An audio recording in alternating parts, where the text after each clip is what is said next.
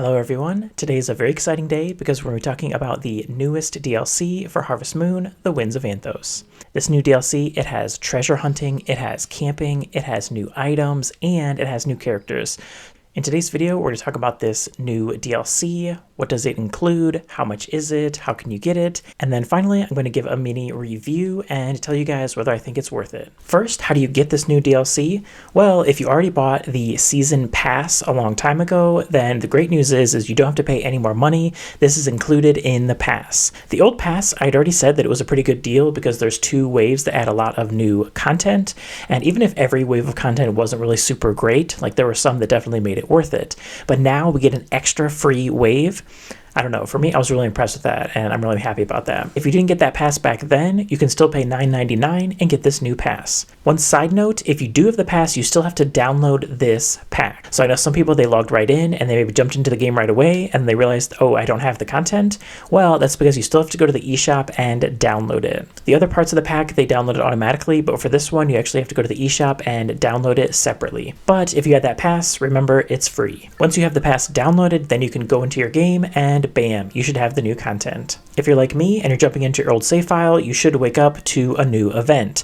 In this new event, someone is going to tell you to look to the east of Providence Town.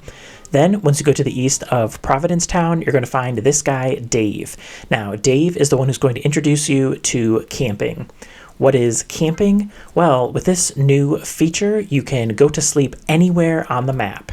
After you talk to Dave, he's going to teach you how to camp, and then you can go camping whenever you want to. This is a really cool feature because now anywhere on the map, you can choose to end your day there instead of going back to your home. For me, of all the new features in this wave, I think camping, even though it's kind of like the face of this wave, it's kind of, in my opinion, the most underwhelming part of this wave. It is cool that you can now end your day anywhere, but once you get into the camping scene, basically all it is you can look at your character at the campsite and you can cook.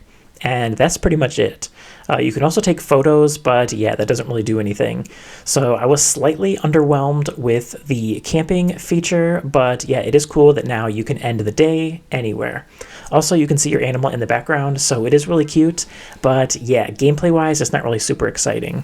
In addition to that, there is also a new shop.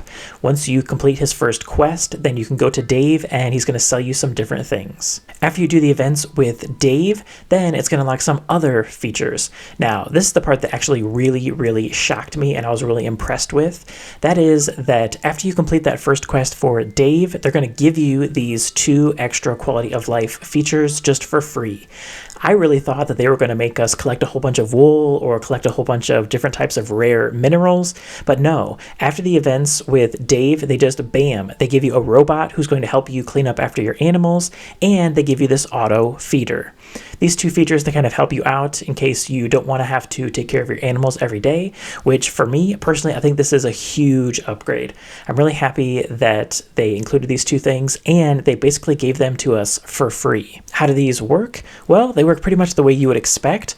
All you have to do is go into your barn, and then you'll notice that the robot is going around cleaning, and you can just pick up all of the fertilizer right there. For the auto feeder, it's actually in your home. You can just put the feed in there, and bam, it's going to feed your animals automatically. So yeah, these 2 features together, I was actually really impressed with. I really like it because that means that we can do a lot more exploration and not have to worry so much about taking care of the farm things. So yeah, these are 2 really good quality of life features. Once you unlock camping, there's also another side feature that is unlocked, and that feature, it lets you take any of your animals and go around the world with them. This is really cool because if you ever wanted to take a picture with a certain animal in a certain location, now you can do that. In addition to that, there is also a gameplay benefit, and that is that your animal will sometimes find items when they're out on the road with you. It is something that I thought about when I was playing the game originally, is that the mounts, you can always travel the world with them, but the other animals, unfortunately, there was no way to take them with you. But now, with this new DLC, you can take any of the animals and take them all around the world with you. And last, but certainly not least, is the treasure hunting. With treasure hunting, it's not like with the camping where it's just going to automatically start. You have to go to your mailbox and check your mail. And then you should have a letter from Elena. Once you get this letter from Elena, you're going to want to go to this point on the map. She's just directly northeast of where Dave is. Once you go to her, she's going to put you on a mission that involves treasure hunting. Treasure hunting, it works a lot like the mines and that there's dowsing. You're going to run around the map, and then there's going to be certain areas where it tells you that there is treasure. Once you get into that circle, you can start to take your pickaxe and start digging. The more sparks that fly out of the ground, that means the closer you are to the treasure. I do have to say that the first treasure hunt that I went on, I was a little bit disappointed because number one, I struggled a little bit with understanding the system, and number two, after I finally found the treasure, it turned out to just be some bronze ore. However, after that, I kept going treasure hunting, and it got more and more exciting the more I did it. You get to find a bunch of cool new items that were not in the game before, and a lot of these items, they are throwbacks to previous Harvest Moon games. And yeah, some of them I was really excited to see them since I played a lot of the OG Harvest Moon games. If you also have played a lot of the old school Harvest Moon games, you're probably also going to recognize a lot of these. Now, in today's video, I definitely don't want to ruin them and tell you guys everything that's in this DLC, but I will say that there are some really cool throwbacks to previous Harvest Moon games. If you guys would like me to do a video where I talk about all of the new items, please let me know in the comments down below, and I'll make a video like that. Even if you guys don't say in the comments that you want to see that video, I might make it anyway. I think it would be really fun to go down memory lane, look at the items, how they are in the Winds of Anthos, and then look at how they were in the original games. What did I think of treasure hunting? Honestly, treasure hunting, it was a little bit more fun than I was expecting. It was really exciting to go around the map and dig and find the different items. And then the fact that there's also throwbacks to previous Harvest Moon games, like I really, really liked that. So overall, what did I think of this new DLC? Well, I have to say that on the whole, I'm actually really impressed. If you're a fan of Harvest Moon, the Winds of Anthos, I definitely would say get this DLC if you can. It's only $10 and it adds a lot of gameplay. It adds new gameplay mechanics, it adds new items, it adds new characters, and yeah, there's also a bunch of quality of life updates. And yeah, on the whole, I'd say it's definitely worth it. And for those of us who already had the pass, is it worth your time to come back and play Harvest Moon, the Winds of Anthos a bit more? I would also say yes, especially if you are an OG Harvest Moon fan, because yeah, there's definitely a lot of references to them when you go treasure hunting. Before I end today's video, there is one last thing that I want to talk about, and it's not really quite related to the DLC, but I noticed that there have definitely been some changes done to the beginning of Harvest Moon, the Winds of Anthos. If you haven't played Harvest Moon, the Winds of Anthos since launch, and you're just coming back to it now, you can start a new game, and you'll notice that lots of things are going to be different from the very beginning. First of all, you can go to the settings, and you can adjust how time flows. You can choose it to be relaxed, so that means that you'll have more time in the day, because time is going to move slower. You can also reduce the amount of stamina that you use when you do actions and when you're running around and things like that.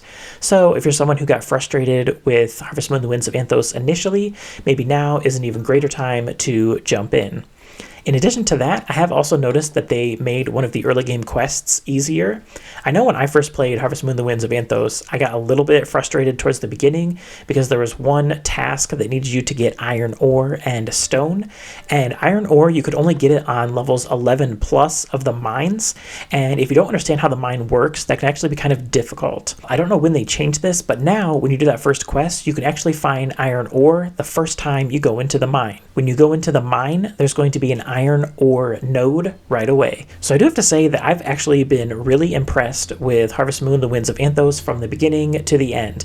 Yeah, there was a hiccup here or there, but they've actually spent a lot of time working on this game and fixing out a lot of the problems, and they've done a lot in terms of listening to fan feedback. So yeah, if in the past you were on the fence about Harvest Moon, the Winds of Anthos, I definitely would recommend it.